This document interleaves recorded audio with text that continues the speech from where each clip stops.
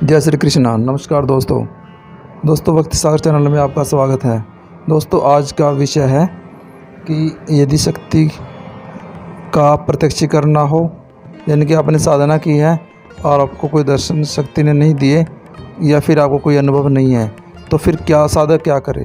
तो उसके लिए दोस्तों कुछ महत्वपूर्ण बातें हैं जो आपको बता रहा हूँ, उन बातों के अनुसार आपको साधना करनी है।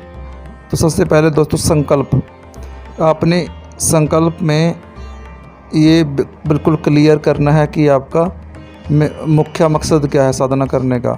यानी कि यदि साधना करने का में आप दर्शन के लिए बात करोगे तो फिर आपको वो बातें बताना पड़ेगा कि मैं दर्शन करना चाहता हूँ, या कृपा दृष्टि के लिए आपका कोई मुख्य काम है। दोस्तों यदि आप दर्शन करना चाहते हो शक्ति के, तो आपको फिर भी आपको ये बोलना चाहिए कि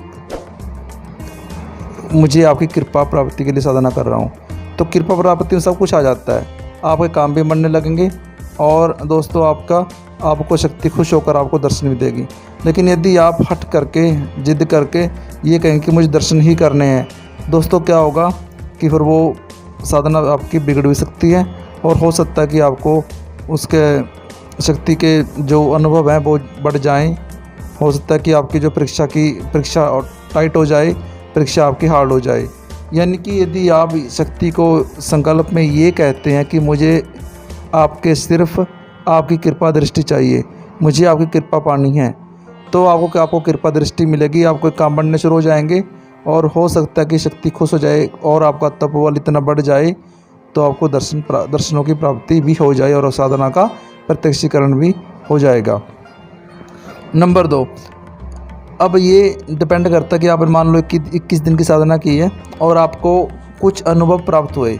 मान लो आपको कुछ ना कुछ आपको ऐसा लगता है कि हाँ मेरे कमरे में कोई है, या ऐसा लगता है कि सुगंध आ रही है, यानी जो भी अनुभव होते हैं, क्योंकि अनुभव जो होते हैं वो व्यक्ति से व्यक्ति में वेरी करते हैं, यानी कि हर व्यक्ति के अलग अलग होते हैं और आपने वो अनुभव के बेस पे बता सकते हैं कि आपको आगे साधना कंटिन्यू करनी चाहिए। यानी कि यदि आपको अनुभव प्राप्त होते हैं तो आपको साधना को आगे फिर से दोहराना होगा।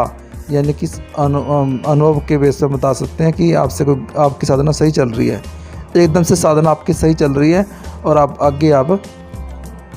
साधना को फिर से दोहराएं, फिर से शुरू कर दें।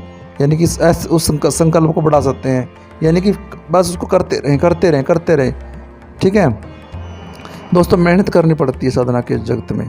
ठीक है, कोई भी शक्ति ऐसे नहीं कि आपने एक बार साधना की और शक्ति के दर्शनों की प्राप्ति होगी। ठीक है, ऐसा नहीं होता। उसके बाद दोस्तों जो संकल्प में आपने बातें की हैं कि मैं ब्रह्मचर्य का पालन करूंगा, तो वो पालन करना पड़ेगा। ठीक है, मैं कितनी दिन कितनी माला करूंगा, वो भी संकल्प में आता है, तो वो भी आपको पहले ही बताना पड़ेगा कि मैं इतने दिन इतनी माला का जाप करूँगा और वो उतनी ही करनी पड़ेंगी। क्योंकि कई बार क्या होता है कि हम संकल्प ज़्यादा ले लेते हैं लेकिन बाद में भी लगता है कि यहाँ तो हो नहीं रही, अपनी मर्जी से हम माला का जाप जो कम करना शुरू कर देते हैं, तो फिर वो आपकी साधना खंडित मानी जाती है। दोस्तों एक होता है कि अपने अनुभवों को व्यक्तिगत रखना, यानी कि पर्सनल रखना। आप उनको कभी बताएंगे नहीं, अपने गुरु से भी शेयर ना करें। ये जब साधना चल रही होती है तो उन अनुभवों को जब तक ज़रूरी ना हो, ये ज़रूरी का मतलब है कि यदि आपको इमरजेंसी होगी, आपको बहुत ज़रूरी हो गया है, तो अपने गुरु को या अपने जिससे आपने साधना ली है उससे बात कर सकते हैं। अदरवाइज़ किसी को भी, चाहे आपका भाई बहन, माता पिता, आपकी पत्नी, किसी को भी आपने अपने अनुभव नहीं बताने हैं। यदि ऐसा करते हो तो आपकी साधना का प्रभाव कम होता है, यानी कि आपके अनुभव कम हो जाएंगे और शक्ति आपसे रुष्ट भी हो सकती है। ठीक है, तो कुछ बातें होती हैं दोस्तों, यही बातें होती हैं, और भी कई बातें हैं जो आपकी साधना को प्रत्यक्षीकरण, आप शक्ति को प्रत्यक्षीकरण होने में सहायता करती हैं। एक और सबसे मुख्य बात होती है आपका तपोबल। जब दोस्तों आपका तपोबल इतना हो जाएगा कि शक्ति आपको दर्शन दे सके, क्योंकि हमारे शरीर में भी शक्ति को देखने के लिए ऊर्जा होनी चाहिए, और यदि हमारे शरीर में पर्याप्त मात्रा में ऊर्जा नहीं होगी तो हम शक्तियों के दर्शन नहीं कर सकते, महसूस कर सकते हैं पर प्रत्यक्षीकरण नहीं कर सकते। उसके लिए आपके शरीर के अंदर भी ताकत होनी ज़रूरी है। ये ताकत नहीं कि आप हट्टे कट्टे हो, मतलब आपके अंदर तपोबल इतना ज़्यादा होना ज़रूरी है कि आप देवी के दर्शन कर सकें या देवी देवता के दर्शन कर सकें। तो साधना जब करते हैं तो कोई ना कोई इष्ट देवता का पाठ या उनका स्तोत्र पढ़ना ज़रूरी है। या आपको यदि अनुभव प्राप्त नहीं हो रहे या देवी दर्शन नहीं दे रही तो आप मंदिर में भी हर रोज़ जा सकते हैं, वहाँ भी 1-2 माला का जप कर सकते हैं। और दोस्तों कुछ लोग ये कह देते हैं कि आप क्रोध भैरव का जप करें, तो दोस्तों मैं ये सलाह कभी नहीं दूंगा, क्योंकि दोस्तों यदि कोई शक्ति आपको प्रसन्नता पूर्वक दर्शन देती है, इनकी प्रसन्नता के साथ दर्शन देती है तो वो सही होता है।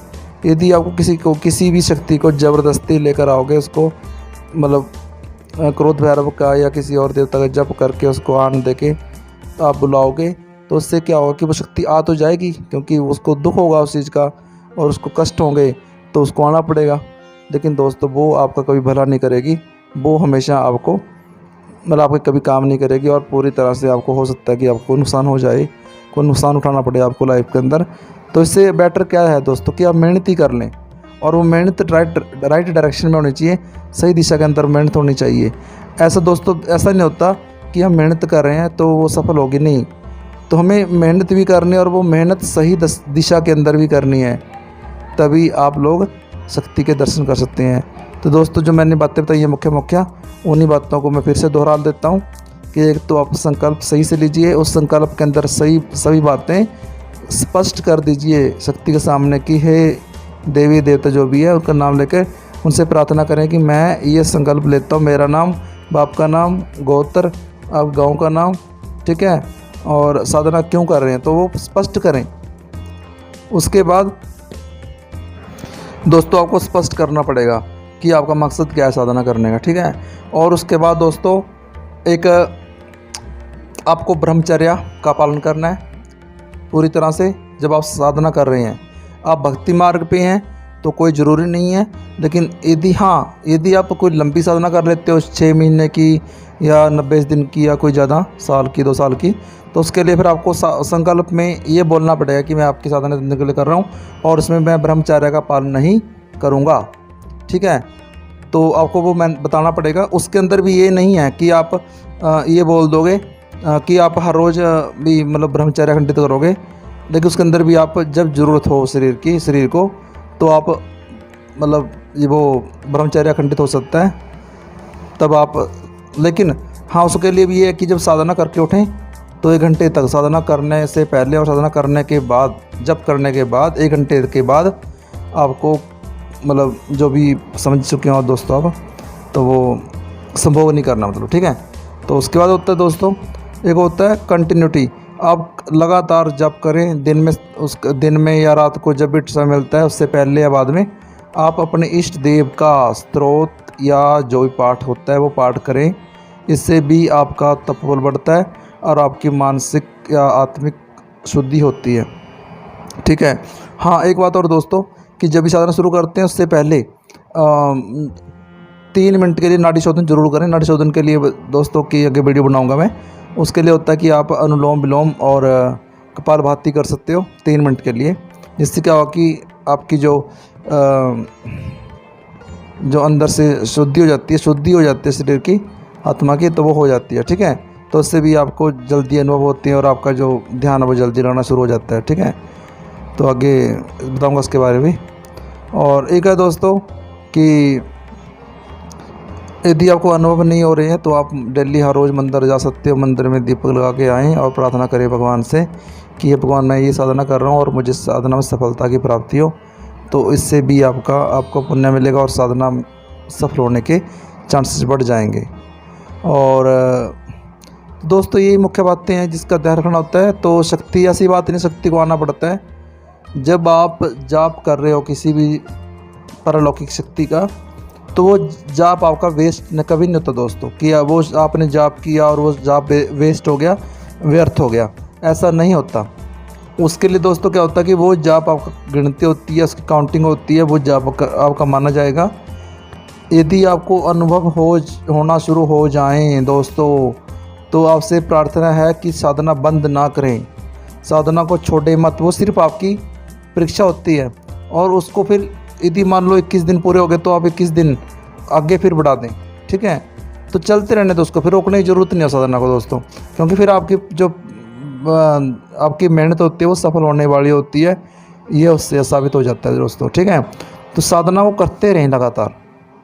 तो आज का टॉपिक इतना ही था कि यदि साधना में प्रत्यक्षीकरण ना हो तो क्या करें।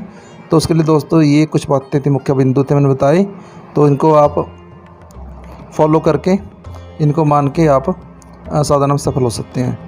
तो जय श्री कृष्ण दोस्तों मेरे चैनल को सब्सक्राइब करें। चैनल में कोई ग्रोथ नहीं हो रही दोस्तों तो मेरी हेल्प करें, और अपने धर्म को, सनातन धर्म को आगे बढ़ाने के लिए दोस्तों मेरे चैनल को ज़रूर देखें और चैनल को ग्रोथ करने में सहायता करें, सब्सक्राइब करें। धन्यवाद।